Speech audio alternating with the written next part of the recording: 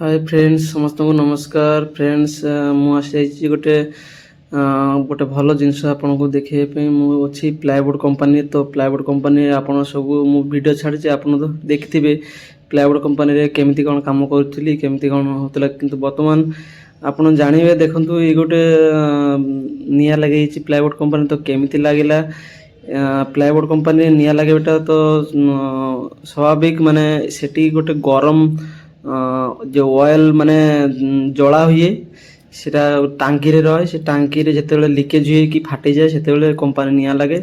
तो फ्रेंड्स देखंतु आज जो 12 तारिख रे गोटे कंपनी रे निया लागिची सकाळे तो देखंतु केते भयंकर आपण माने देखिले माने लोम टांकुरी उठे मोर तो देखि मोर लोम टांकुरी हो जाइतिला।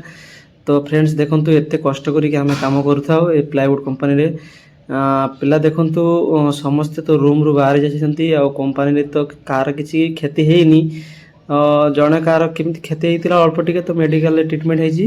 तो देखंतु केते भयंकर माने पाखरु जे देखिछि से जानि पारिछि। तो आपन को तो मो वीडियो माध्यम रे देखौछि तो आपन देखथिबे केते भयंकर। तो पिला बहुत कष्ट करी काम करती 12-24 घंटा काम एटी डे नाइट काम हेइते। तो एटी देखंतु केते भयंकर ने पिला मान तो सब रूम रु बाहर जाइछंती। तो मालिक माने तो समस्त आछंती आसी दमकल गाड़ी भी आछंती आसी लिभाबारे लागिछंती समस्त। तो केते बाट जाछंती देखे केते समय लागुछंती। तो तो ये भली देखंतु प्लाईवुड रे काम माने बहुत रिस्कफुल काम। तो से जो ऑयल टांकी जदि फाटी जाए तो ता सामने रे जे कोनोसी लोक भी थिले भी से तांकर अवस्था रहबो ना से एते गरम हेइताय माने कंचा काठ को सुखिला करियारे से साहाय्य करे माने तले जानि पाथिबे केते भयंकर गरम हेइताय। तो कौन करी देखते ये परिस्थिति आम कम करूँ। तो काली गोटे कंपनी जली जाइए सकाଳେ 12 तारिख रे 12 तारिख गोटे कंपनी जलिक देख अवस्था देखते तो बाहर आप देखते ये देखते भितर केमी कंपनी भितर जलुन देखु बहुत भयंकर लोक सब तो दौड़ दौड़ लगे। तो बोर्ड सब एणे तेणे सब पड़ी सेपट तो बॉयल गोटे थाए बॉयलर बोली गोटे जिनिस था बॉयलर निया लगी ऑयल लीकेज हबारु से नियाटा लगी। तो केते भयंकर देखंतु जदि कंपनी जे बोर्ड निया लगी तो सब कंपनी लगी जब किंतु बोर्ड रे निया लगिनी बॉयलर सेक्शन टा लगी जाइए निया। तो बॉयलर सेक्शन रे लगी देखंतु केते भयंकर माने निया बाहर देखंतु।